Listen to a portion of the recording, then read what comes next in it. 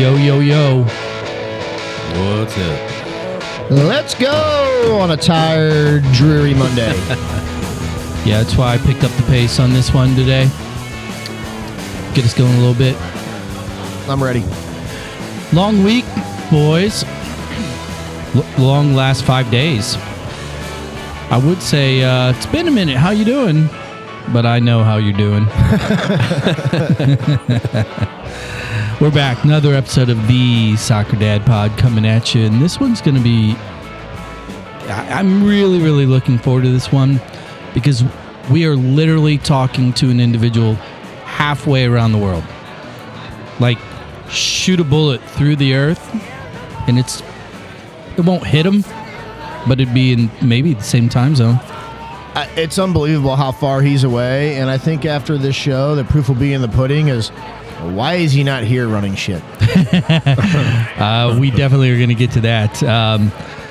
Lot of stuff going on, obviously in our worlds, in our boys' worlds, in the world of soccer. The MLS awards keep rolling out. The final was over the past weekend. We're literally sitting here watching the College Cup final in real time between Notre Dame and Clemson. The Champions League is knee deep. There's CONCACAF Cup that format was all now. I mean, it's just all things soccer all the time. Knee deep. Knee deep. Neck deep. It's neck deep this time. And everybody thought, it's going to slow down a little bit off season. Nope. Plus ambush. And yeah, I was going to bring that up. That was one thing that special little announcement here in a second. Want to go ahead and get some of the thanks out the door and get our fun little chatter going here. New to the show, we are working with our friends down in the city, Explore STL. They're responsible for aggregating all things cool and just kind of telling the story of St. Louis, what to do, what to eat, where to sleep, all that other stuff, which brings me to our new little feature called the Explore Trifecta. Wah, wah, wah, wah. Big time. I like that sound effect. That was good. Thank you. So just Actually, in recapping, I really hate the original soundtrack. I like yours better. it had a little Marlboro gruff to it. Yeah. Made it a little edgier. Hey, before you do that, clear your throat. Yep, exactly. Last week we talked about what to do, what to eat, where to stay down in Soulard. This week, since we are kindly being hosted by our friends over at Four Hands at the new location, the Hub in Chesterfield Valley, I figured we would just talk about Chesterfield. Makes a whole hell of a lot of sense. Things to do here and eat and stay. So, J-Rod, you're first. I think I'm up to If somebody's coming out of Chesterfield, what are they doing? the to-do. I'm going to start over in this little corner on the north side of the valley that's getting revitalized as we speak. JB had mentioned Four Hands. Their 10,000 square foot second location was open. They got everything here from food, whiskey, canned cocktails, and all their delicious beers. And in that same day, or around coming up here in the first of the year, we have at the beautiful factory shows that hit close to our home is, Dropkick Murphys are coming in February, Muscadine Bloodline. Love those guys. Southern country duo. And then you can walk to all these places from here. You can park in front of Four Hands, and you can't go wrong at Topgolf. A little competition to take the family. Yeah, Topgolf, main event. Yeah, I mean, the factory, all in one spot. This north lane over here, there is no shortage. Zach, I know that you were assigned where to sleep, but it's kind of, and not that it's not cool, because there are definitely cool rooms around here. Sure, but it's kind of sterile. A little sterile in a good way. Yeah, in a clean, family-friendly way. These are clean, family-friendly places for sporting events or for visiting family and not wanting to stay downtown. Let me let you off the hook. You live close by. You bring the family. What's the one thing you do out here? So we come here, actually, to the district and hang out. There's video games here at High Point. So you give your kids rolls of quarters so you can drink beer? Yep. Or we go to the main event. Love it. Hang out. I'm going to talk about the food out here because the Valley is one of those places where there's always things happening. We just talked about the location here with High Point, and there's other food options coming. But when you talk about Chesterfield Valley and you talk about food, you would be remiss. You would miss out on everything if you don't mention Annie Gunn's. Annie Gunn's is an institution. Go get the steak, get the red wine, old school. They just do it right. Shrimp cocktails hitting there too. Yeah. So that's our Explore Trifecta of the day. You're listening to this thing, you need a little getaway. Drop the kids off at Topgolf, go over to Andy Gunn's, get a real steak, let them eat pretzel bites while they hit a bucket of balls, and then go watch a concert. Yeah. Good thing. Let's get right into it, because our friends Chris and Bill, they continue to support the show, which brings us to the pinnacle points of the day. A lot of stuff going on, so I'm really curious. Who wants to go first? I'll go. I mean, on Saturday, we were down in Phoenix at the MLS Next Fest. And one of our teams that we play against quite often, Columbus Crew, was there celebrating the fact that they had just won the MLS Cup over LAFC. The goalie for Columbus Crew is our own Patrick Schulte. The winner. The winner. Played at Scott Gallagher, played at SLU, and at 22 years old, the youngest MLS Cup starting goalie ever. And, I mean, the accolades just keep coming for this young, fine goalkeeper. I mean, last year, MLS 2 Goalie of the Year, MLS 2 Best 11. Now he just caps it off with this stellar year and made pivotal saves in these conference games leading into the Cup. It's funny because it's like, we've been doing this show for a little over a year, and we always joke and take, little swings at quote peers, and I've always said, like, and I understand Kansas's argument. I get it. They're like, well, it's team wins. What's your record? What's your trophy case? And frankly, we're 1 year into that league. Right. All the other leagues we've been in for a long time. But my argument has always been, in order to be a soccer community, to claim culture or any form of quote capital status, it's about your development. It's about your players. It's about the kids that grew up here and learned it. And Schulte's a perfect example. The club, helped mold him. And then TK, we talked about him a couple episodes back. A lot. Has his fingerprints all over this one. It's super cool to see it. So, and got some calls out on Twitter or X. Yeah, for his the goalkeeper developer talent as a youth goalkeeper coach. Do you know that Patrick Schulte elected TK as one of his guests for the final? Yeah, I saw his photos. That's pretty awesome. Pinnacle Point 2. J-Rod, what you got? I'm going to stay in the MLS game. Today, Monday, December 11th, I know this episode will be released later, the 2023 Mark Abbott MLS Club and Executive Award winners were announced today. And our fine club continues the storybook first year, and we get the nod for 2 of them. The first one, I will say, is... it's the corporate engagement. Yeah, it was like corporate partnership activation of the year. I mean, I think the name speaks for itself, but I want to touch on the second award because on our last... Well, real quick, let's talk about the corporate one, because it just occurred to me, so when you think of corporate engagement, you think of sponsorship. You think about the naming rights. You think about all that stuff. What happened with the name of our stadium about 6 months prior to kicking off? Bye-bye. Yep. The corporate sponsorship said, nah. No. Yeah, exactly. It was supposed to be Express Scripts. No. Or Centene. Centene. Sorry. Centene Stadium, you're right. It's supposed to be Centene, and they decided to, what's that saying? F around and find out, right? Yeah. Well, they did, and they're out. And all of the other partnerships is what resulted in the win, which just is another indication of how strong this front office group is. Agreed.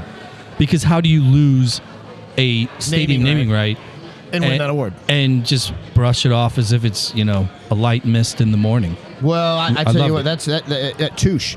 The second award, which is really, really, really cool, because we just had go back one episode, Mr. Lee brought on. What an informative episode! I've listened to it, and that dude's smart. Yeah, he was engaging and fun to listen to. So the second one is the Marketing Club of the Year. So led by Lee and filtering And down, we've had Seaback and all these guys. And if you walk into that stadium on the game day experience, you can see real quickly why they won that award.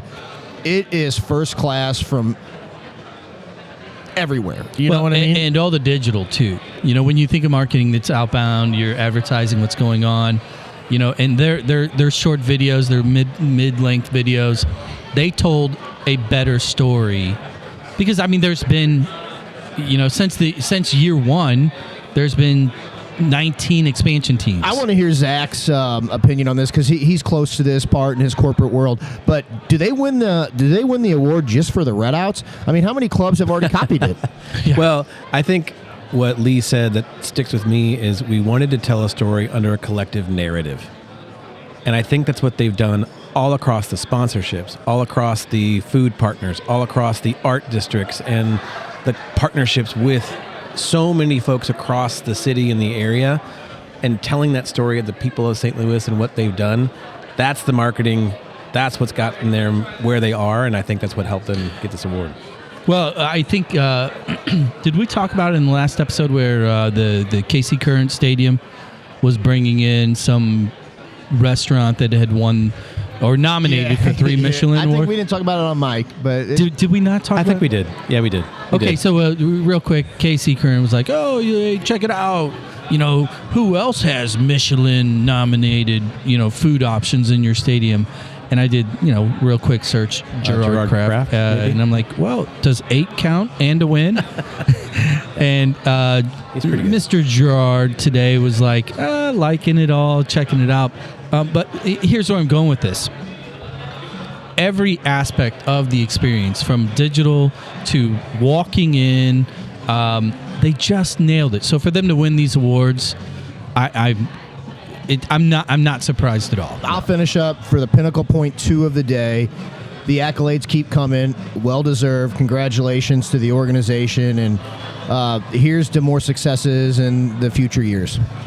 So I'm going to do a 2B because the one that I think we lost that we should have won, we, the collective we, was the Sport Director of the Year award.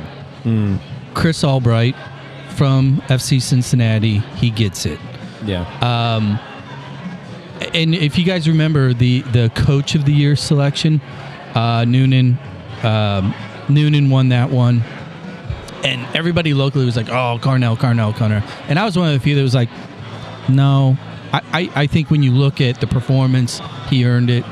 But when it comes to that director role and sculpting a team, I do think Lutz deserved that one. Well, in year 1 of City 2, we get to the championship final. Yeah. In year 1 of first team, we win our conference and get to the playoffs. I think you'd have a good argument. And I bet he was probably top 2, maybe 3. The other one that floored me, if we're talking about it, and we won't beat this to death, is the other category, Digital Activation of the Year. With the app and with just how user-friendly the whole program is, that's an award we were probably pretty close to as well. And that's one we just don't know too much about because we haven't experienced it as much. We haven't traveled to the other MLS environments. Well, Nashville won, and I haven't been to a game there, but we've been to other ones. I did find it funny that somewhere in that list, the one award SKC one was like the PR one or press conference, or they won Best Neighboring Furniture Store of the Year. Yeah. Oh yeah. Wooden outlet malls are us. It was Bob's Discount Furniture. Nice. Congratulations, It's Kansas. actually Nebraska Furniture Mart. Oh, is it? Was Nebraska? that ripped off of Ollie's? Yes. Okay. Congratulations, Kansas. Yeah. All right. Pinnacle point 3. I'm gonna talk a little bit about, and this is a subject that we've talked about in the past, and that is kind of the next best thing, the new hot thing when it comes to these kids at these MLS Next events and beyond. When you have sites and accounts such as Footy Access on Insta and U.S. Youth National Team prospects. Yeah, USMNT prospects. A bunch of these accounts, they all look at these events and then they glamp onto the next best thing, Yeah. And this year, the Golden Child elect was the kid Caden out of Philly, I believe. Caven. CAV. Yeah. Yeah, who's an 09 playing up at U17, so he's playing 2 years up. And I watched the highlights, and all of them had the same highlights. And again, it's one of those things. The kid is maybe 60% into puberty. Low guy, fast, right? He's got skills. Very, very fast on the ball. But he's still playing against other teenagers, and there's a lot of life left, a lot of learning left. And I think that we're not these kids, and it's not going to change. None of this is going to change. It's going to happen year over year, and there's going to be the next cave-in probably in 4 months' time when they all go to GA Cup, right? I don't think it's realistic, and I think it's harmful to all of these tens of thousands of kids that follow these accounts, because it's just not real. We've heard it from the horse's mouth themselves. Guys like Pat Noonan and Brad Davis, etc., that have been on the show, like, this doesn't mean anything, yet it's all you see right now. So I don't really have a point other than it kind of gets annoying, and I think it's unfair to these kids, especially the kids that are named. I don't disagree with that at all. In fact, I'd almost even say I agree with you. By the way, I hate that phrase. I don't disagree, and I say it way too often. It drives me nuts. But it's a little condescending, but I get it. Yeah, it is. I don't disagree with you. Yeah, I don't really agree with you, but I don't disagree. But your point could be a little bit better. Yeah. So I wanted to say I agree with you in that Caven Sullivan is the prototype social media darling that we've talked about multiple times on the show. Good for him. I mean, he's gotten some looks and some caps with the U.S. team, and obviously he's good. And Philly Union has a residency program, and they have probably one of the top academies in the country. So to play against those kids every day and then still go up 2 years and produce like he has is impressive. Does it translate to a long-term success? No. There's no. Well, there was a couple metric there. Trolls on those accounts that were basically saying, "Oh, he's going to be a great college player." Here's what I will say on the flip side of it all, because I agree, not to be agreeable, all three of us, but the good problem that we have that we're gaining momentum in our youth game is somebody is covering it, whether it's right or wrong. So we're getting traction from all these sites. That's a glass half full. Yeah. I like that. That's a good thing for our youth game. No, I agree. That is absolutely true. I think it's one of those things that for the kids that are knee deep into this thing or neck deep, right? When they watch this stuff, if they're really taking note and they're paying attention, because they know these kids, not only during an event, but they know them 3 months later, 6 months, even 12 months later, to learn from the process, to learn from the stress, to learn from their own ups and downs. It's a good thing. So, a lot of things going on. We're going to take a break here in a second. We're out here at Four Hands Brewery. What is that? This is called the Hub? Or what is this? I think the Hub is this at the little district U shape where they're going to add all these restaurants and little shops, and the anchors are Four Hands on one side and High Point on the other. But this whole area is called the District, with Topgolf, the hotel, main event, the Hub, and the factory. There's like an event venue here right behind us, I believe, as well on the same property. So, okay, so what we're going to do, we're going to take a break in just a second here. We're going to get some refills, then we're going to bring our guest on. Last thing I want to talk about, wintertime in St. Louis, when it comes to soccer, you have kids all over the place playing indoor and futsal, but the ticketed event within the marketplace is our St. Louis Ambush, the play out at Family Arena. We're working some details out. You're going to hear this. If you hear this before, great. If you hear it after, it doesn't matter. Go get your tickets. But December 17th, Sunday, home game, yours and yours and yours truly. The three of us are going to be out there checking it out. We're going to be chatting it up with probably staff, players. I think it'd be fun. Let's just pull some fans in. Let's get some kids on the mic. Yeah. Numbers go up when kids are on there. I like that. Yeah. But Ambush, they're going to have game 4 of the season home this Sunday, the 17th. So if you're looking for something to do, go check them out. A lot of fun, totally affordable, family entertainment, family arena, St. Louis Ambush. That's on you. And we're going to take a break. You guys got anything else for me? No, that's good. Well, What do you guys think about Buffalo Chip in Cave Creek, Arizona? Still recovering. so for those of you that are wondering, there will be video posted of both of my carpool co-hosts riding a mechanical bull poorly.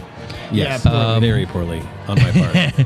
Zach a little more poorly, but this place is a country boot scoot and boogie bar, and it has a bull riding arena, a real bull riding arena on the facility. Well, when we first got there, and that party of 5 that were sitting at the bar in full-on chaps and gear, all of a sudden disappeared behind the little shed, and next thing you know, all 5 of them are on their horses, Exiting. walking Through the right bar. through the beer garden. Yeah, the beer garden. Yep. Kind of cool. Yeah. Buffalo Chip in Carefree. No. Cave Creek. Cave Creek. It's on Cave Creek Road in Cave Creek, Arizona. Yes, that's accurate. Next time you're out in Phoenix, Scottsdale, don't go sit down with the blue hairs and golf in Scottsdale and go shopping. Don't do that shit. Go up north. Buffalo Chip up in Cave Ride your Creek. horse to the bar. Yeah. You'll have a lot of fun. Hey, we're going to be right back. Thank you, Four Hands and et al. We'll be right back with our guest of the day. Catch you on the flip side.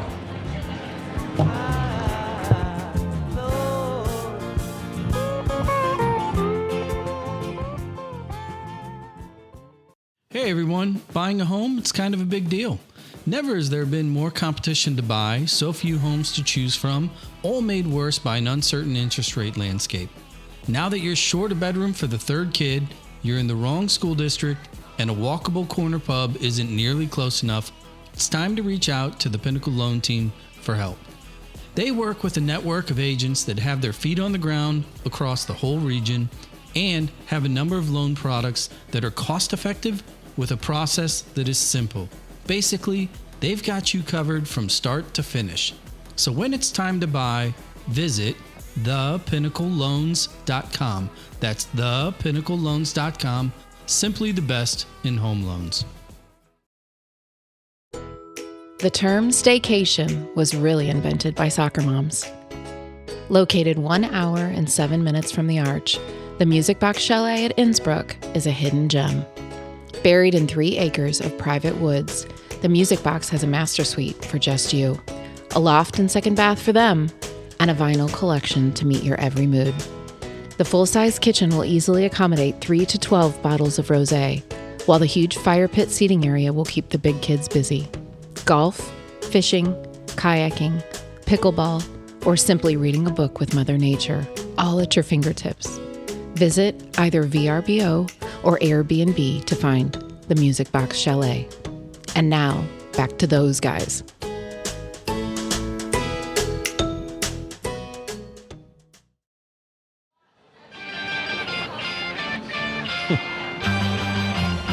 Turning Japanese, baby. We're back. Playing this in honor of our guest here from far reaches of the world here today. This is going to be a lot of fun because we're going to get hopefully neck deep, knee deep, which is it? Either or. Waist deep, neck deep. Waist just really deep into development, coaching, process, culture. Because our guest today is one of the leaders. He's on the forefront of all of those items in helping kind of mold the next wave, next gen of successful young players that turn into more successful middle age players and older players. So You guys ready to do this? Well, that's a main word, global. Yeah, totally. Yeah, so joining us from Tokyo, Japan is the Tom Byer. Tom, thank you so much for joining us, and it's great to see you and great to hear you. No, it's a pleasure being with you guys. I've been looking forward to this. I have heard some of your other podcasts in the past, believe it or not, and I really thought it was really cool and sounded fun. So here I am. Well, we appreciate that. Thank you for listening. First off, there's a million different places that we would, we talked about this before in our little pre-production, aka our first beer of the evening meeting, as to what direction to go here. And I think it would make the most sense if you could kind of give our listeners and really us a current snapshot, kind of a picture of. Give us an idea of, where you're at, kind of what the title is, what your day in, day out with the current position. What are you doing and what's the goal so our listeners can kind of understand the today, and then we'll go back in time a little bit and connect some dots. Sure, I'll try to give you the short version, but I'm originally from the States, from New York. I wound up in Japan in the mid-1980s as a player. And after I hung up the boots of playing, I got quickly into development and built a very successful commercial business around grassroots football development or soccer development here in Japan. And really, I focus and I've carved out a niche as I'm a technical coach. So, and what does that mean is that basically I focus on improving individual technical skills. That's really what my whole career has been. And we do that by delivering and creating a message here in Japan. And that message was very simple. It was, if you want to be a good soccer player, it all starts with the technical component. So we built a whole ecosystem around that. There's always a lot of luck involved in business as well. I was here at the right time. In the early 1990s, Japan established their professional league called the J League, which is exactly 30 years. We just finished the final of the league, just finished literally just a couple days ago. And so we've been doing this for 30 years. Now there's a long timeline.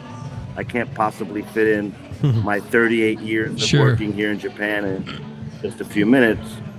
But really there are some important timelines. One is back in 1993, opening up these schools that everybody kind of thought I was crazy, that nobody was going to come to these schools that were focusing on technical skill development, and so you understand what the school meaning is that kids are playing in their own club teams, and the age is focused between 6 and 12. That's one segment in Japan, 6 to 12, and then 13 to 15, and then 16 to 18 in Japan.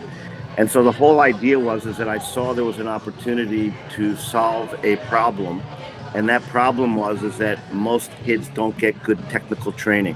And soccer development is a hit or a miss depending upon where you live, will depend upon the quality of the coaching you have. And for the most part, this is really kind of across the board. A majority of kids who play the sport are technically poor. So I thought that this would be an opportunity, and basically our schools run from Monday to Friday. A child will come maybe perhaps once a week or twice a week, but they're only coming purely to get technical training. We don't function as a club team. They play on their own team during the week and they play competition on the weekends. But the point is that when I started this back in 1993 with one or two schools, that blossomed into today, 150 of those schools are everywhere in Japan.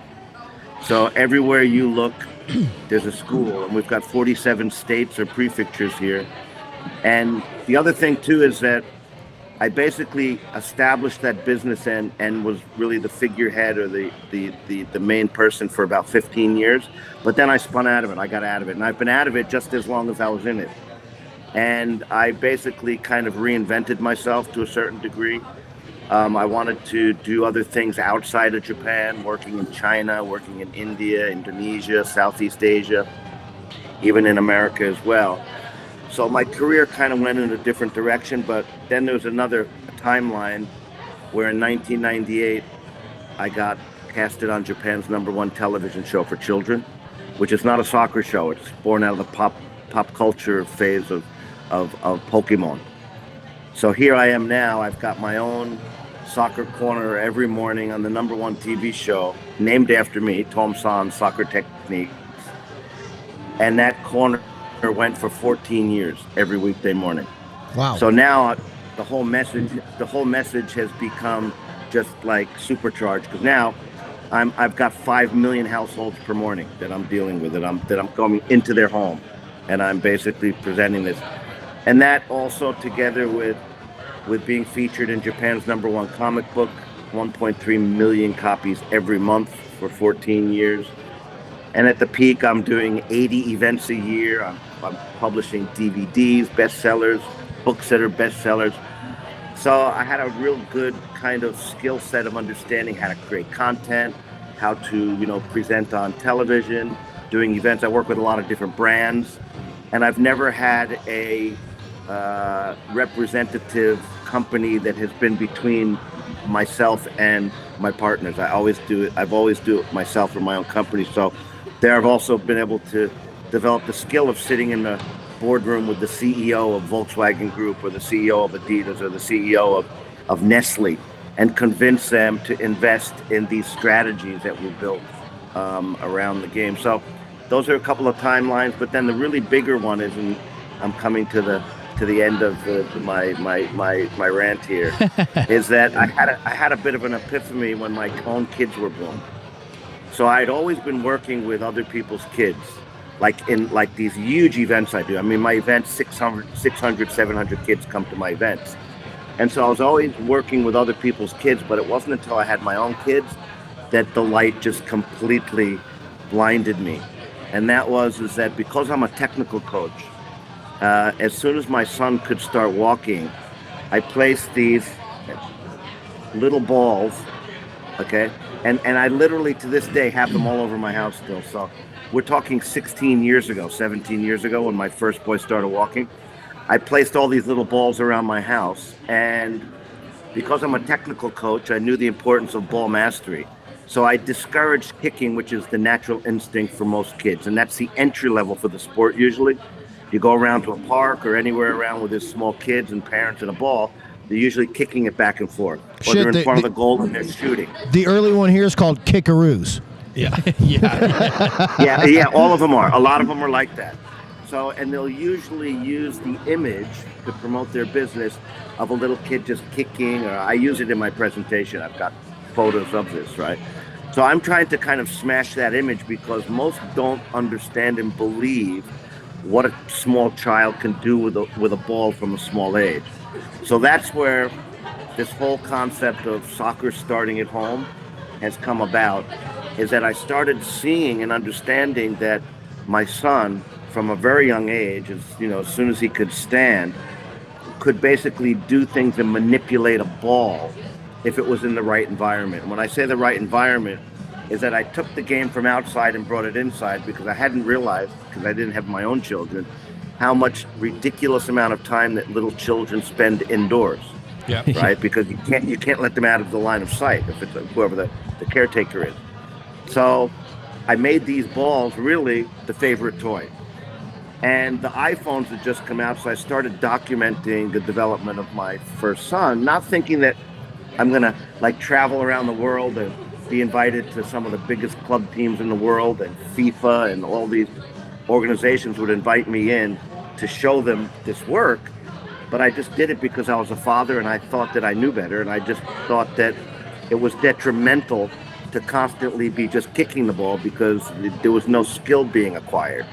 So when I started seeing what my little 2-year-old, 3-year-old could do with a ball, I was just kind of blown away. So then I became incredibly possessed about development. I mean, I wanted to figure out why FIFA has 211 member association countries that make up FIFA, but only 8 have won a World Cup tournament on the men's side. And out of those 8, there's really only a couple of serial repeat winners. So I started trying to study, do they have better coaches education, better curriculums, better elite player pathways, better facilities, and I came up with none of the above. What they all have is cultures of development that start way earlier than everybody else's does. So then it culminated in me writing this book called Soccer Starts at Home around 2015. But here was the big breakthrough for me, is that at that time, I had gotten contacted by a fella by the name of Dr. John Rady. Dr. John Rady is one of the foremost neuropsychiatrists from Harvard Medical School. And he had heard a little bit about my work. It culminated in a phone call for an hour. He started talking to me about how his own daughters played soccer. But more importantly, I had told him that I had written this book that hadn't been published yet. So he asked to read the manuscript. So we sent him the book, and he just fell in love with the contents, and he wound up writing 13 pages for the book, which we divided up into the forward and the afterword, which just completely blew me away. And so he started marrying the neuroscience together with what I had been doing for a couple of years with my son inside my home. And he started unpacking it and connecting the dots. And I started to learn, more about how skill is acquired, the importance of that interaction between a child and a parent that cannot be replicated by a coach out on a pitch at a young age, and understanding how the home serves as a very safe, protective environment where learning is supercharged. And then when I started showing him the videos of my kids, he started teaching me, and I started understanding what was happening. So real quickly, and then I'll come up for air, is that first of all, the neuroscience is just fascinating. And most people don't understand the neuroscience. Why would they? But when you understand how children learn, and especially how skill is acquired. So when I showed these videos of my little 2-year-old, 3-year-old doing things inside the living room, basically what's happening is a child is developing the ability to pay attention, to focus at 2 years of age, because it takes a ridiculous amount of focus for a little child to control an object with their feet, which is the ball. So that becomes a mental task. So here's the difference. When a kid is just chasing a ball around a field, kicking, that's not a mental task. That's a physical task, just chasing the ball and keeping up with it. And they usually become tired and they fall over. But when you've got a small space and a child is trying to manipulate and master that ball, right foot, left foot, balance, very awkward, that's a mental task. But here's the magic of what happens. When the movement makes it a physical task. So the brain loves to learn while it's moving. Okay? So now you've got the mind and the body, you have thinking, you have feeling, you have a mental task and a physical task. And what that does is it allows the cerebellum, the part of the brain that is the seat of unconscious mind, where regardless whether it's a mental task or a physical task, it's all stored in the cerebellum. It allows the cerebellum to create what we call a chemical signature of that experience, which is emotions. So when you create an emotionally charged environment, that's where deep learning and long-term memory takes place. So I had inadvertently set up my home to be this supercharged environment where learning took place. So the importance of repetition is what hardwires that message into the brain, okay? So this is not understood by the soccer world. It surely isn't understood by parents.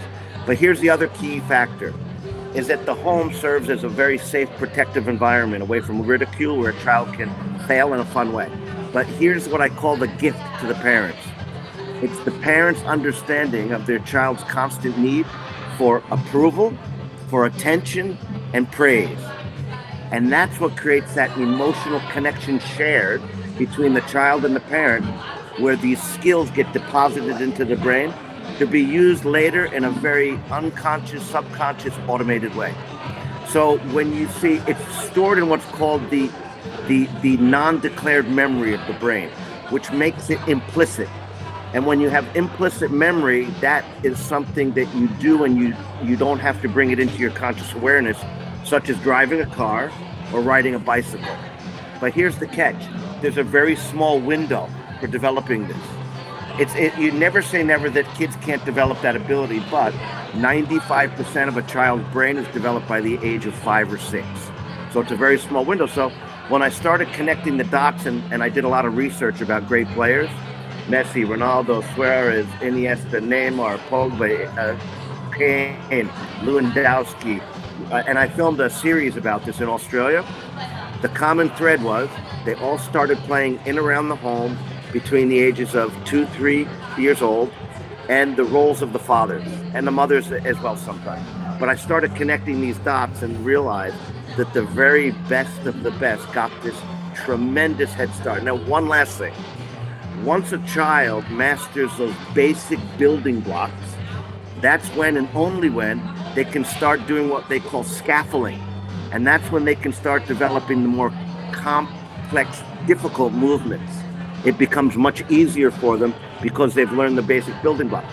The problem is a majority of kids who play soccer never master the basic building blocks, and then they're pushed into trying to facilitate this love for playing soccer when the ball gets in the way. Right. When you look at the great players in the world, they fall in love with the ball first and the game second. And they kick it hard third. Yeah. Yeah, exactly. So you have this relentless. If you go around, you might not think about it because you're not, aware of it. But when you go around to the parks on the weekends or just anywhere, you'll find they're filled with it, and the moms and the dads with their little children, they're just kicking the ball back and forth, usually. Or the father is just, if he was a player, he's just trying to keep the ball and the kid's chasing it, trying to get the ball. So there's not really, and then the child becomes, it's not a lot of fun for the kid. He runs around and gets tired, or he's shooting on goal. And the mother or the father or the adult is always blocking the ball. Yeah. It's all connected. Good, so Jared. This is what I'm always talking about with culture. Yeah, Go ahead. I tell you what, there's a ton of to unpack there. Get something to drink there after that long spiel. As you were explaining that, I was getting images of that famous video, like in the Tonight Show with Earl Woods and Young Tiger. Were you on any Tonight shows? But I'm just kidding. You had initially explained in that schooling, before you got into that young age with the ball in the household, that Japanese school starts from 6 to 12. I guess my first question is since you've got this information, have you started the schools at an earlier age, or can you just really talk about, if you miss that 1 through 5, how important is that 6 through 12 to catch it on the back end of that window you just explained, to just play with the ball? Yeah, it's a great question. And to be clear, you're absolutely right. So the schools that we had from 6 to 12 have not benefited from this new knowledge, because I'm not in the school business anymore.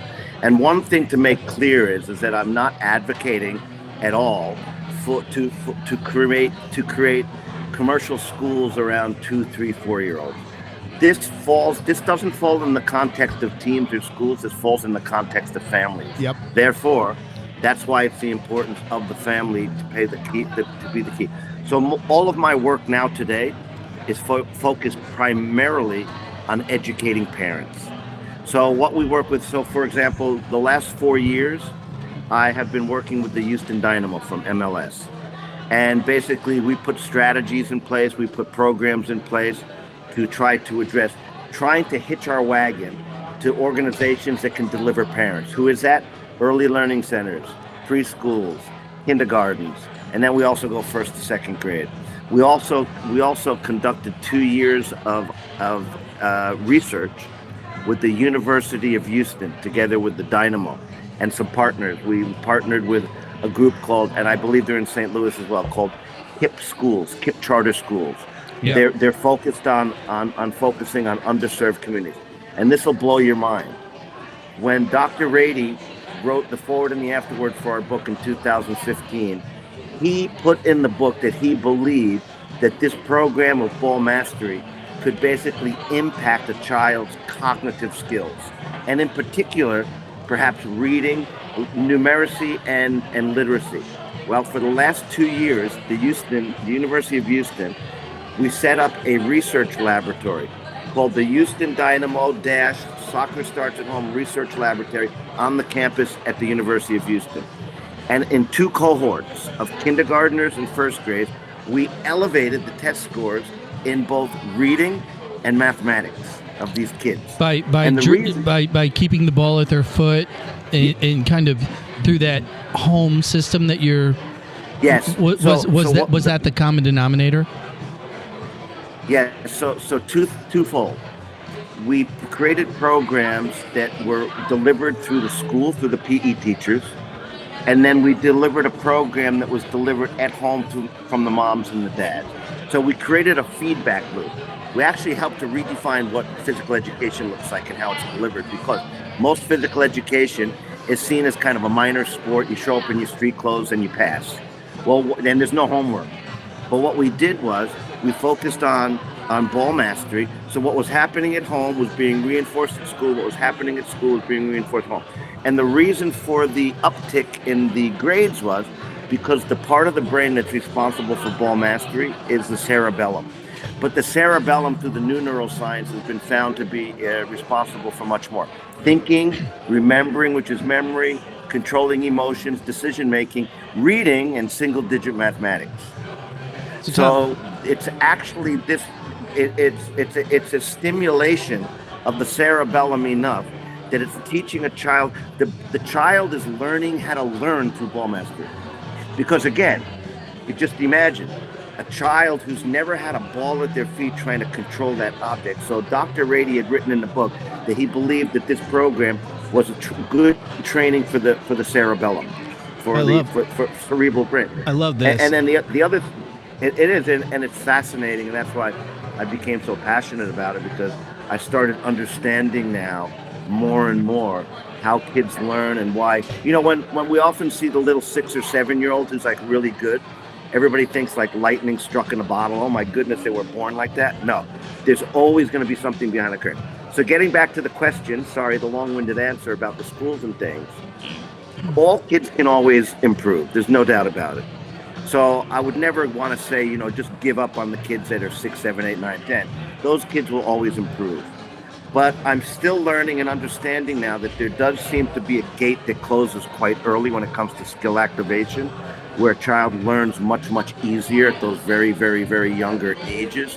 And I started realizing in our schools as well, in the olden days, that the best kids in our schools were already really pretty good before they showed up to our schools. Now, we make them better, and we focus on technical skill development, and always, obviously, if a child learns the basic building blocks, they can start experimenting with more advanced, complex skills, hence 6, 7, 8, 9, 10. Good. But I am pretty much convinced that this is something that is special for younger kids. Yeah, and Tom, it's obvious how passionate you are about this particular topic, because it sounds like you started a little bit at the other end of the spectrum, even with youth development. And you talked about, well, I was a player for a while, and then I got into development.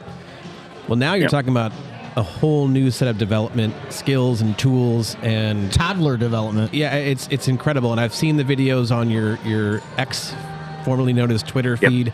And I also watch our good friend Kenny Godat, coach and developer here in St. Louis, who has his grandson doing the same thing. And so I first of all, I want to thank you for putting that out in the world, and hopefully it's going to catch on in the United States and other areas. But I want to ask you about something a little bit different, because I think we'll put links out to your content for our listeners to learn more about the program, learn more about the research, more about the books that you've put out, the videos, etc.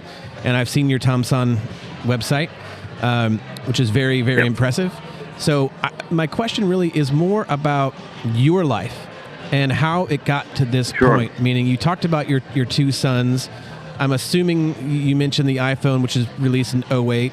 So are your kids in that 14, 15 and down range? How old are your kids? And how did you decide, you know what, I think I'm going to spend the next 40 plus years in Japan? And the culture of Japan, actually 30 years, I guess, or more. Just so my 2-part question is about the culture of Japan. What attracted you to that so much so that you decided to stay and raise your family there? Yeah, great question. So yeah, I came in the mid '80s, and I played for a team called Hitachi, which is in the J League now.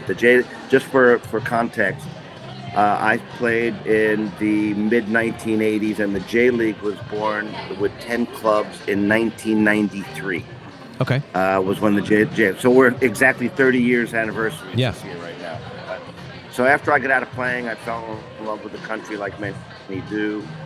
I wanted to stay here. I wanted to stay connected into the soccer business here.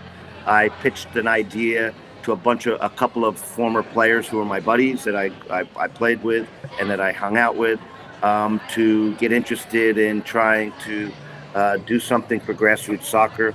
I had a big break because and I tell this story real quickly. At the time, I couldn't speak Japanese, so I would go around and I would volunteer to coach at like military bases, which we have a lot of here. Yeah. They speak English. International schools. I was just trying to apply my skill and learn about coaching and things. And it was just for one day that I was at a school, an international school, and I asked one child, how long have you been here? The kid was around 10 or 11.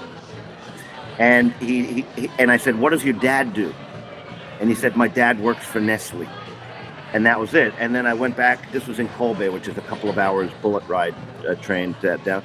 I came back to Tokyo, and then I opened up a newspaper that week, and I saw that Nestle had this big boys international soccer tournament coming up. So I connected. I said, I just met a kid from Nestle.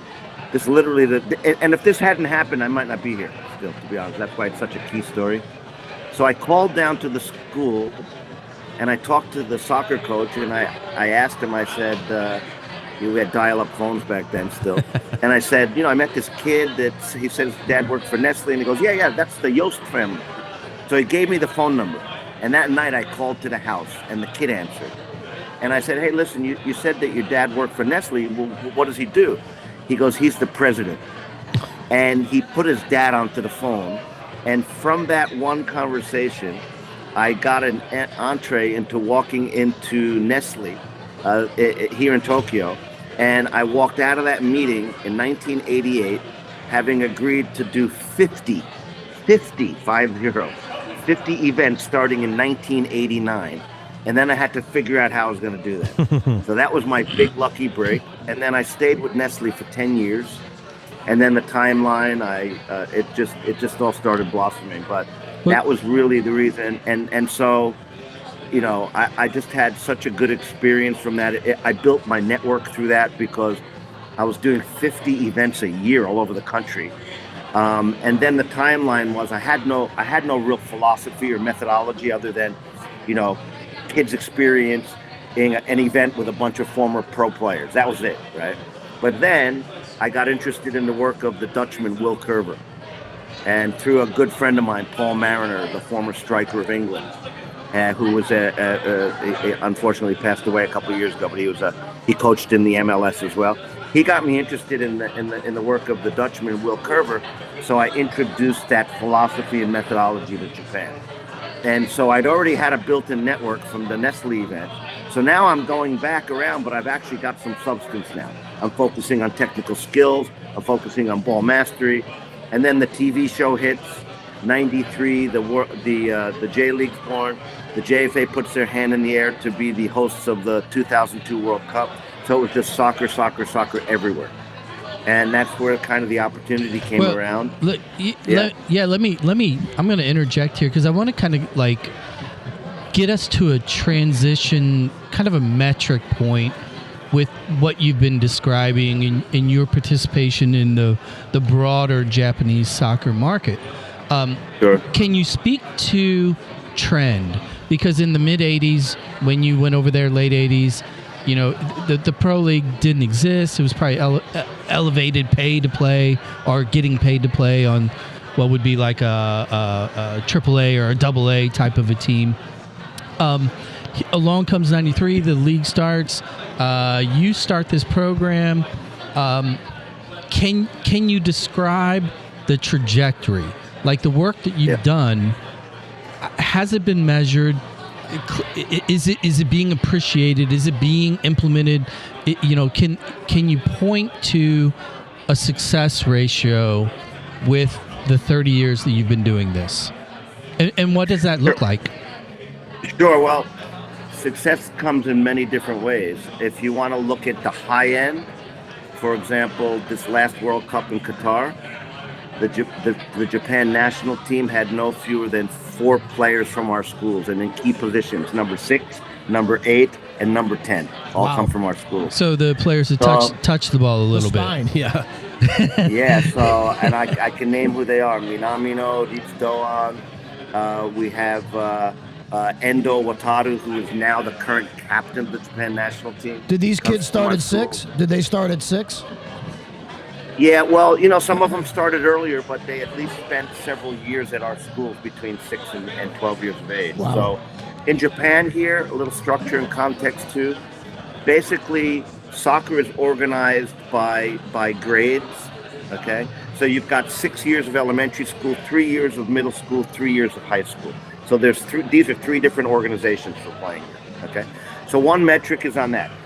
Half of the national team on the women's side come from our schools, including probably one of the best players of all time here, Miyama Aya. She's the one that scored the tying goal against the U.S. in 2011. 3-time FIFA best player of the tournament. Did you feel guilty about that? Yeah. Well, to be honest with you, not really, because I was always rooting for transparency here. I was quite happy when Japan won, to be honest with you, because my whole career has been here in Japan. Of course, I love my country and I do a lot. But no, that was a very emotional period. But yeah, so when we measure that success. But here's the difference. Here's what the schools have made a difference is. When I first got here in the 1980s, we had really good players, but we didn't have many of them. Okay, we didn't have many of them. Now fast forward, and we have many great players, and the reason why is because when you can close the gap between the very best players and the worst players, that's where the magic happens. That's where the elite player pool bursts. Right. And that's where, even if we want to even talk about the U.S. struggles a little bit like that still, if you look at it, because you can go around and you can see, especially at the youngest ages, the gap between the best little 8-year-old and the least developed 8-year-old is like the Pacific Ocean. It's too big still. But here in Japan, it's everywhere. So we've got players. Here's another one too. If you look at the level of the American players that play in Europe versus the Americans who get on the pitch in the MLS, which are very few nowadays, okay, the gap is pretty big. Here in Japan, the gap between the players that are playing like at Liverpool or Mitoma in the Premier League as well, when you look at those players and the J-League players, the gap is not that huge. It's not that huge. It's quite small. And that's why there's this incredible explosion of Japanese players now going to European clubs, and they're just constantly being scouted and taken to Europe, is because we have so many. Really what we did was we it's that old saying, high tide raises all boats, and that's what's happened here now. So every time I see a new tournament, whether it's the under-17 World Cup, the under-20 World Cup, the Olympics, there's new stars that are born every single tournament because the bench is so incredibly strong.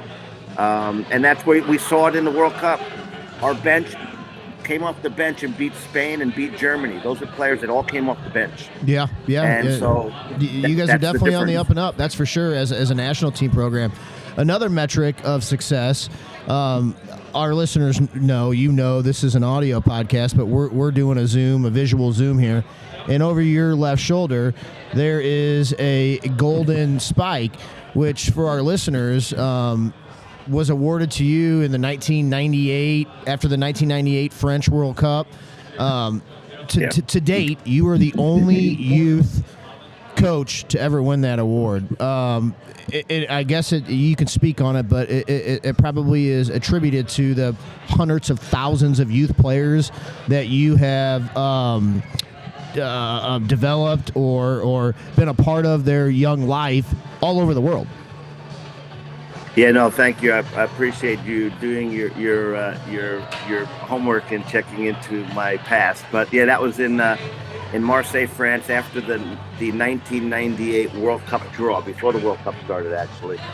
And the guy who actually physically handed that to me is a guy named Graham Morgan, who was the head of grassroots football development globally for Adidas.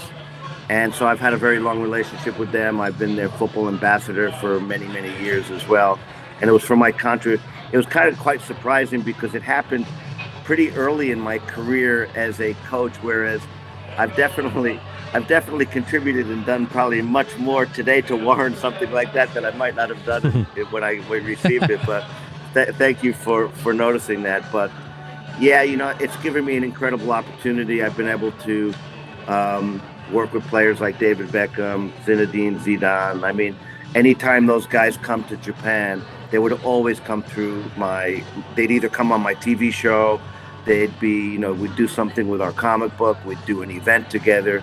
And so I learned also how to interact with the stars. But really what it really did, it really opened up my eyes to was that you could take a player like myself who didn't have a huge playing career and become a grassroots kind of iconic figure by elevating the status. And if you've maybe seen, I've got an incredible special picture of myself and Zidane doing an event in Tokyo in the stadium here. Is he the best central midfielder player of all time for you? He's up there with got to be one of the best. I mean, the thing nowadays. I mean, if you want to talk about the best player, and I think Messi's just. I don't think there's anybody even in the same level as him.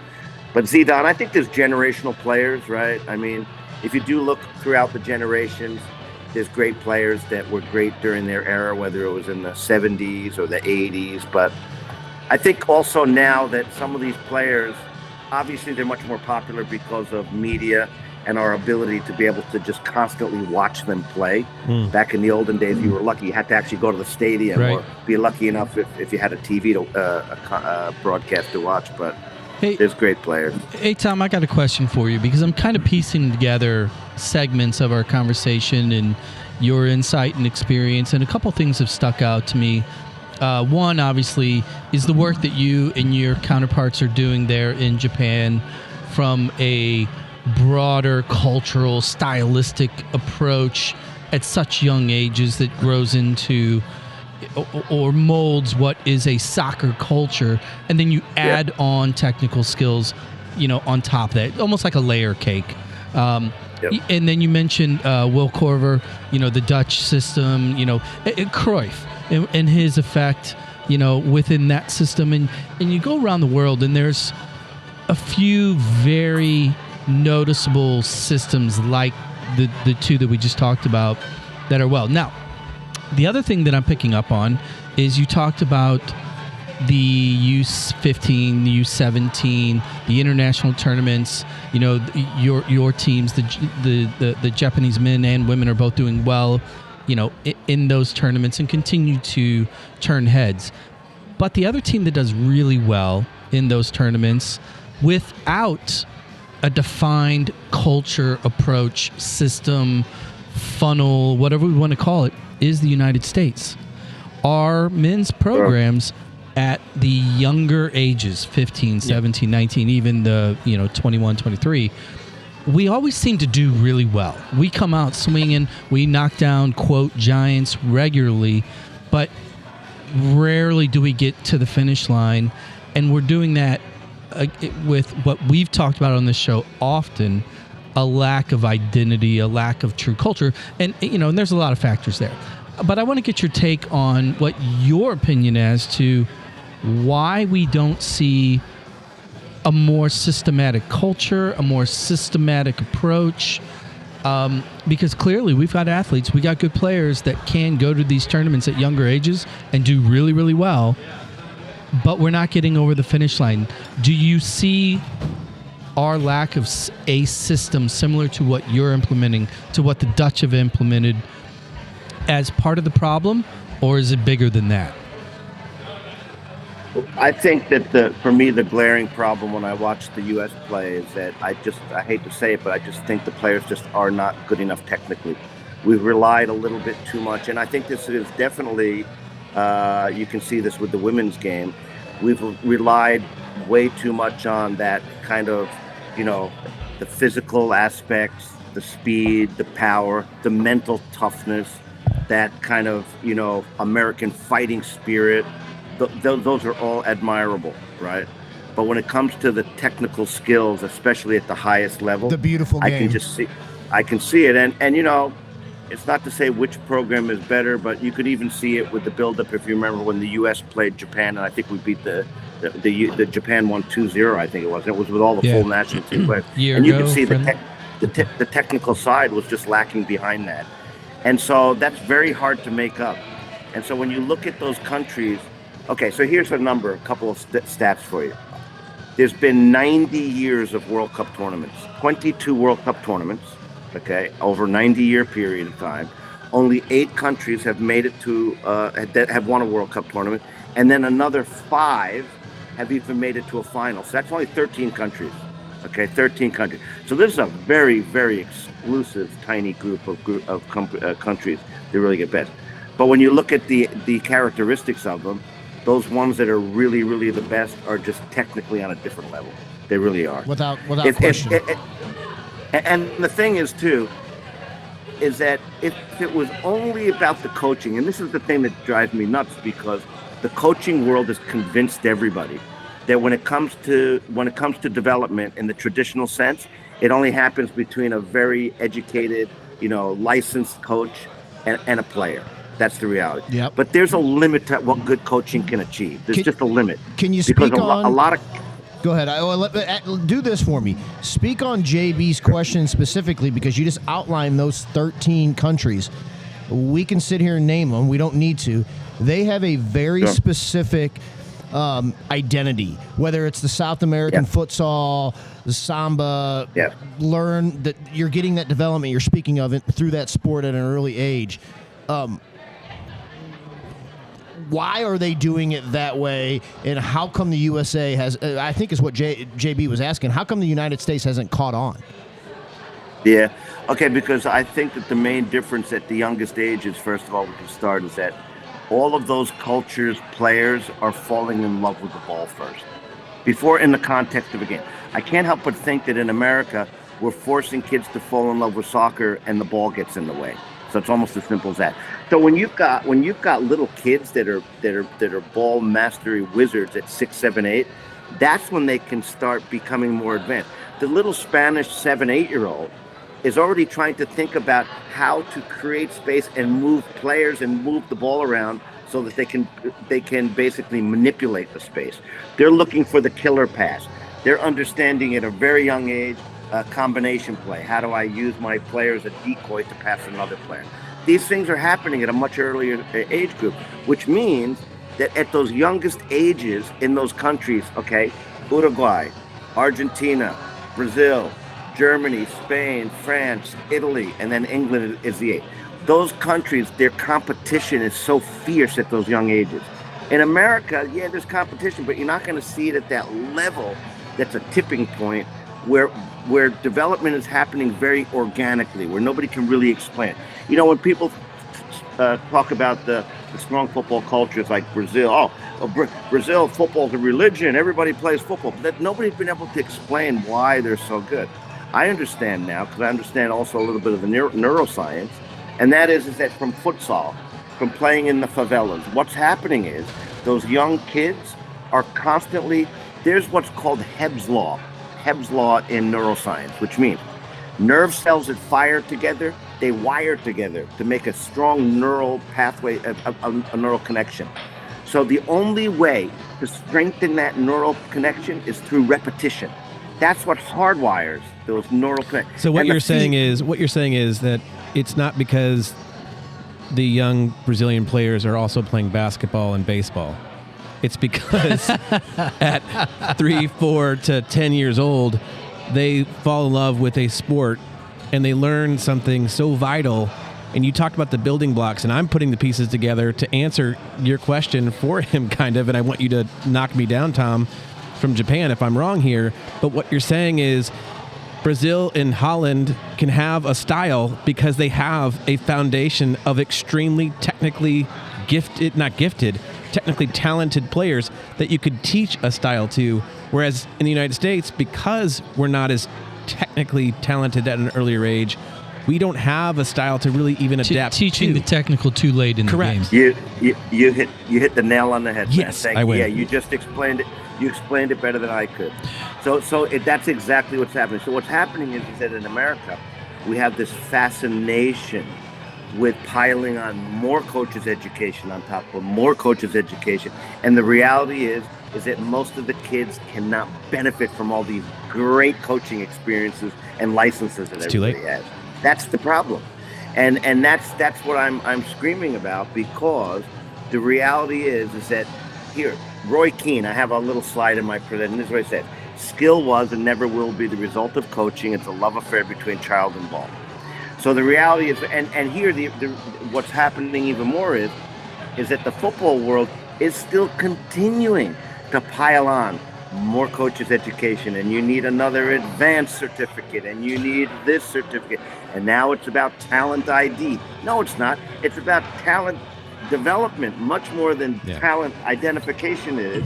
But now everybody's going with this whole mantra that it's about talent ID, and you got to find the right players. Well, you can't find what you don't have. Let's do this. Let's dumb it down, because the vast majority of our listeners are actually soccer parents that are just trying to figure out a way to navigate this whack world that we live in over here in particular. Because we are in a pay-to-play environment. You got CYC, and you got rec, and you got club, and you got academy, and then you got high school, and it's all these factions and fractions of the total. Speak to that couple that are listening that have a 4-year-old, 5-year-old, 6-year-old. Yes. Yes.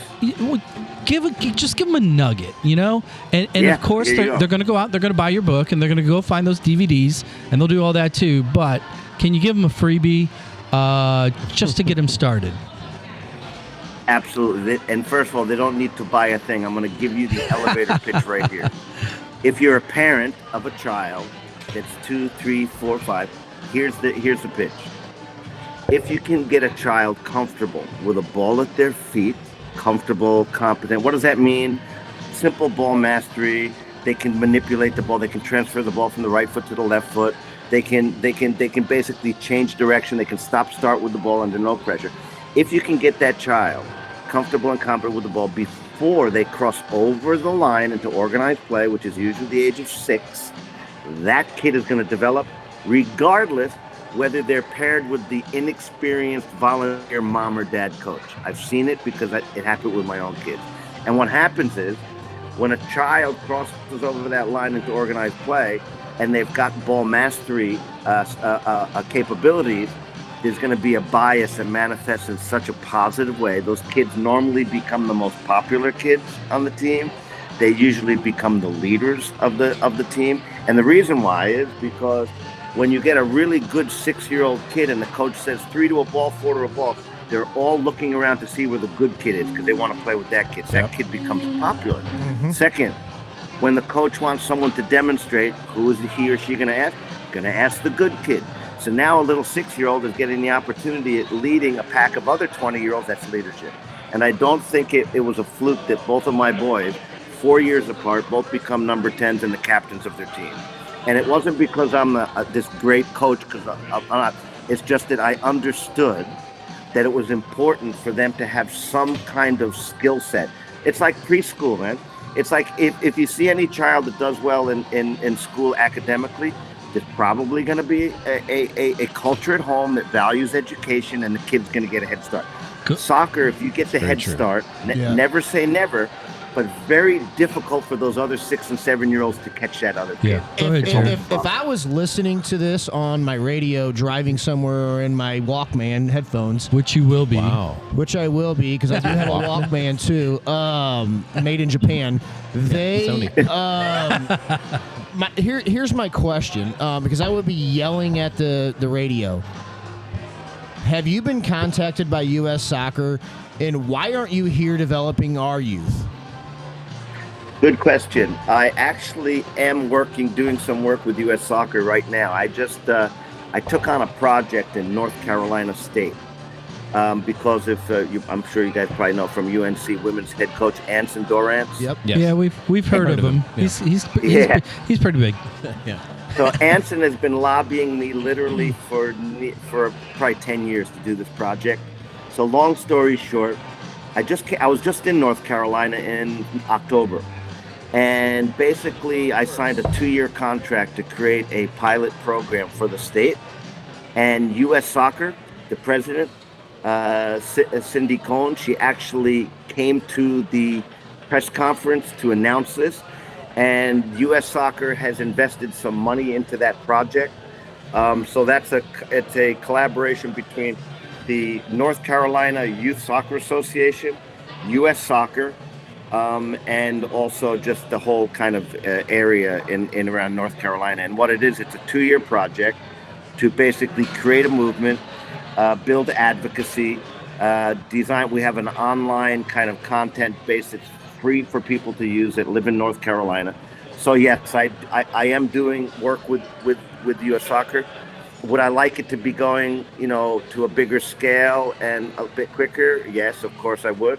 But at least we're doing something with them right now. I'm doing also with the MLS. After piloting with the Houston Dynamo for 4 years, and our research was quite compelling and remarkable. There are discussions with other MLS clubs to take on the program. But Tom, let me take this a step further, because it's kind of a piggyback onto my question a little bit earlier about the U.S. culture and development, et cetera. And now you're talking about working with U.S. Soccer, with Anson in that North Carolina market. But if we zoom out, you're a New York guy, right? And you grew up in the Northeast model and the culture and kind of the scene that was Northeast soccer. We're headquartered. We live here in St. Louis. Obviously, we've got our background in the game. There's Southern California. Now there's the big Texas scene. And in the Carolinas in particular, look, they've grown off the back of the ACC, which has been the powerhouse conference in collegiate soccer for a long, long time. So when we look at the states and we look at everything being segmented, how do you see us potentially bridging that gap, if, when, and is it even possible, given you've been abroad for so long, our landscape here? Can we start to pull these soccer ideologies within our own backyard? Can those start to align at some point? Yeah, marry the regions. Moving forward, yeah. That's marry. So this is the way I try to position what we're doing. I look at this soccer starts at home as the glue, the stickiness. This should be able to bring together all of our alphabet soup organizations that we have, which we have too many of. There's just so many of them. But I found now from our work in Houston and then what we're doing in North Carolina, we are the glue. We're the ones that can bring everybody together, whether it's at the recreation, whether it's the YMCA, whether it's Parks and Recreation, whether it's USYS, whether it's club soccer, ECNL, MLS, USL, high schools. If you're trying to create a culture of development, that's everybody. There has to be a message. And there has to be some way to build that advocacy. That's what I'm doing in North Carolina. That's why when I went there, it's one of many things. It's building the advocacy amongst the major stakeholders. But unless you know who those stakeholders are, it doesn't go. So it's building the advocacy. It's designing the strategy. Okay, the strategy for us is very simple. Basically, create a movement that's centered around soccer starts at home, that focuses on parents. Where are those parents? Like I said, early learning centers. So it has an academic component. The good news is because we had such a remarkable outcome where we raised the test scores of kids in Houston for literacy and numeracy, it's a no-brainer. Educators love our program. But unless the soccer world, here's what happened. Soccer has not caught up to what science already knows, and that is that skill acquisition happens much earlier than they thought. So when you look at all of the curriculums of a lot of the national bodies around the world, which I've read most of them, the first time a child comes on the radar screen for a soccer federation is between the ages of 6 and 9. They call it the discovery phase. And they build the characteristics of a 6 to 9-year-old. Lacks motor skills, clumsy, short attention span. So they say, just play fun games related to soccer. This is a very Eurocentric approach because when they started with coaches education proliferation back in the 1970s, primarily Germany, Holland, and England, they never took into consideration that there was a technical deficit. Why would they? Football's a religion, everybody. So all of the curricula centered around systems, tactics, formations, psychology, fitness, blah, blah, blah. And it literally has. So when you look at the current curriculums of these federations, they put the skill acquisition phase between the ages of 10 and 13. So I tell them, you're not just missing the bullseye throwing darts, you're missing the whole target. So they haven't understood it. You know, Tom, I'm going to sign out here on my end because I know we're getting towards the end. I have one question for you. You've been in Japan for 30 years or more, and you've developed this program, domestically in that country. Does Japan, you mentioned the 13 teams. Everybody's aware. Our listeners, I think, are aware. Does Japan win a World Cup in your lifetime, men's program? I don't know if it'd be in my lifetime, but they are definitely probably the front runners to be an outlier. Here's something really interesting to understand too, though. The problem that we have in Japan is that our confederation, which is 47 countries, the gap between the very best with Japan, there's 5 teams in Japan. So Japan, or in Asia, Japan, Korea, Australia, Saudi Arabia, and Iran. They dominate. And we've got 42 other countries. And this brings me to what I'm going to set up and say next. When you look at the 8 countries that have won World Cup tournaments, there's never been modern day a country that has won a World Cup tournament that doesn't border another country that's won a World Cup tournament, with the exception of England. But if you take the English Channel as a border, they as well. Here's another one. There's never been a country that's won a World Cup tournament with a foreign coach, ever. And up until now, out of the 8 World Cup champions, only one has even experimented with a foreign coach. That's England with Sven Eriksson and Capello. So what I'm saying is that culture rules, and also obviously the Europeans being so close proximity and the South Americans, that competition is fierce. Yep. Japan being an island, and basically our confederation goes from Japan all the way out to Saudi Arabia. That's a huge swath, right? It's massive. But I still think Japan is obviously doing things and again, even the Japanese here, even the guys that are, even many of them cannot explain and articulate why Japan has become so good. And that's often the case with a lot of different countries. I think you just did. But answer. Exactly. I'm not letting you off the hook. Answer yes or no. He said no. I say yes. Yes. Oh, now I love that. Let's go. You heard it here, folks. Go ahead, Zach.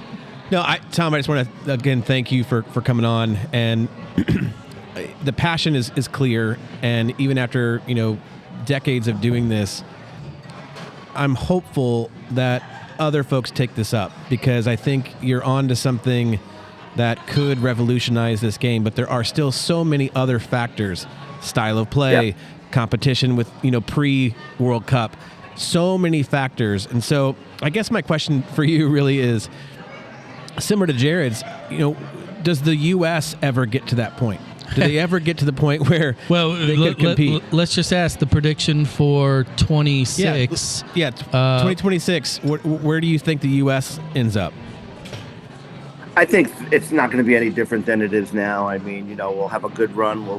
We might knock off a big team, but I think we're still far away from, getting into a Final Four or getting into a semifinal or a final of a World Cup tournament. And Japan is too. I mean, this is not easy. Let's put it this way: it's easier. It's harder to get into the World Cup than it is to actually win a World Cup. To be honest with you, to a certain degree, right? But I mean, now with the expanded format of the extra teams as well, right. I think we're gonna see some lopsided games as well. Well, do you think kind of like the NCAA basketball tournament? Do you think there's going to be some Cinderella stories with the new format? I don't think so. I think this. If one thing I can say with confidence is, this is not a Cinderella sport. No. I agree with that. You rarely get any team that's gonna. I mean, the closest team that did that this past was Morocco, right? I mean, They had an unbelievable run, but they have a pretty strong football culture as well.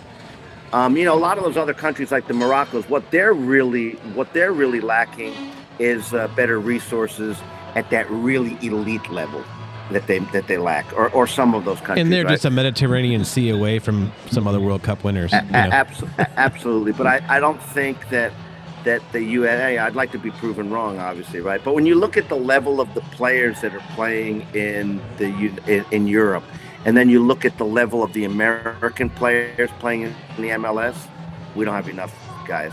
And I can't remember where I saw it. I saw it on social media that with this whole kind of MLS playoff thing, someone put out a statistic. They did an analysis of how many Americans were actually on the pitch for like the final 4 and the final like 8 teams.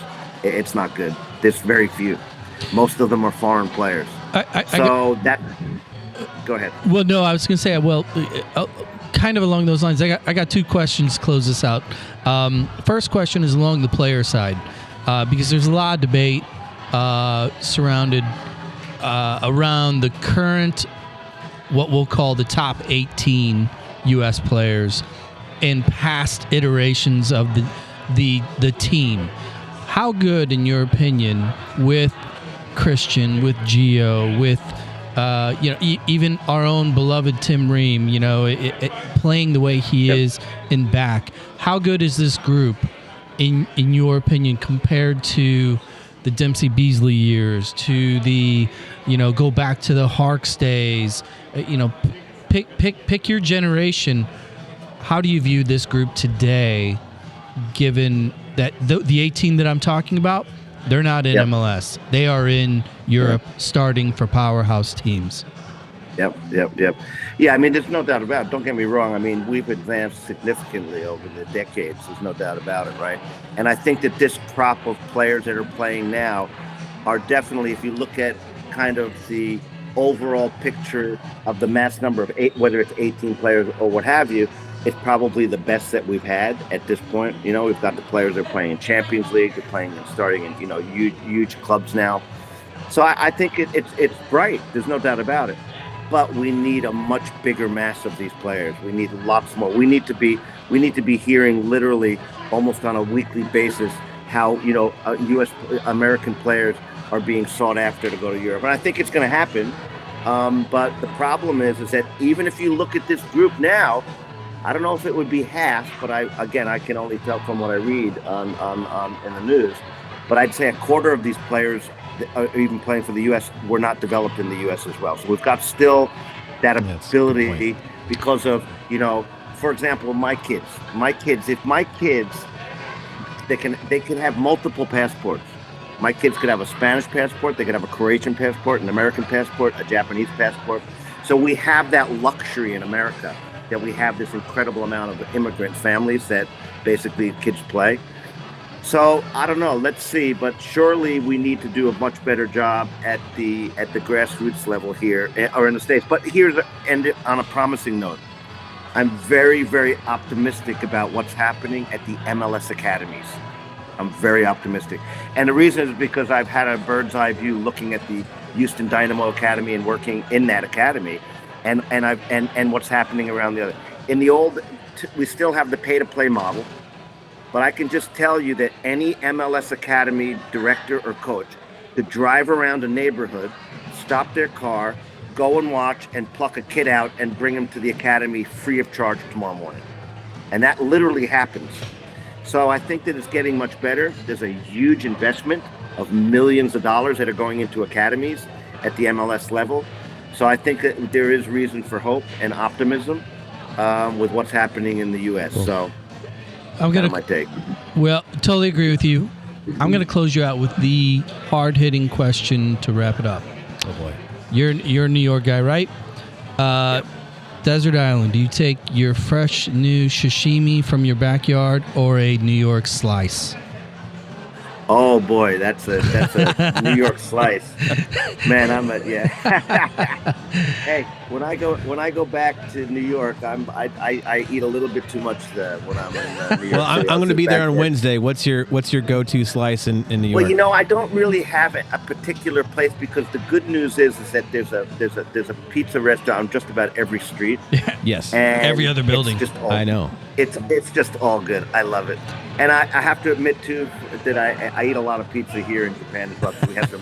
The one thing about Japan is, and I would love for any of you ever to come out here if you do, all the sushi that you can eat or all the pizza you can eat. But we actually have some good quality places, restaurants here that serve the most unbelievable pizza in Japan as well. You know what? I actually have a part B of my final question. Karaoke bar or sports bar? Oh, that's an easy karaoke bar over in the Because they have TVs too. Yeah. Hey, Tom, man, this has been a blast, man. We've really been looking forward to this. I know that we kind of ping-ponged for a little bit trying to make it happen. We all follow you on socials. We're going to continue to follow you. Really look forward to kind of seeing the next wave, the next phase. And when you come back to the States too, I mean, hit us up. You know, we're here in the middle. You know, we're 10 hours from everywhere. So let me say one thing I forgot. Two things.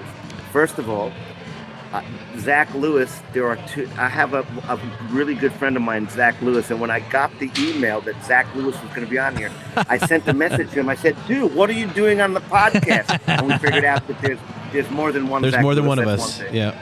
The second thing is when I grew up and I played in my junior college, I went to a community college. I don't know if you guys have ever heard of this college called Ulster County Community College. And the reason I'm bringing that up is because we won back-to-back national championships, and both back-to-back finals were played. One was against Florissant Valley, and the other one was Merrimack Valley. Yep. So I just wanted to kind of Flow give Valley. that little That was Sorbs. yeah, Pete Sorber. Yep. So Mike Sorber's dad was the coach. Yeah. Well, see, now you didn't have to go rubbing that in on the outro here. You could have led with that and gave us time to recover. I have the deepest respect for St. Louis because when I grew up, I mean, that was the pinnacle. That was the gold bar standard of players that come from St. Louis. And I had a teammate of mine, maybe you guys know, Jay White, who played for Terry in the high school level, and he was my teammate at the University of South Florida. That's awesome. Yeah. Well, hey, Tom, best of luck, man. Like I said, we're gonna continue to follow. We're gonna be in touch again because if it's all right with you, we'd love to have you back on because everything that you're doing and touching, there's updates that inevitably are going to occur, and we'd love to learn more. So if you're willing, we'd love to have you back.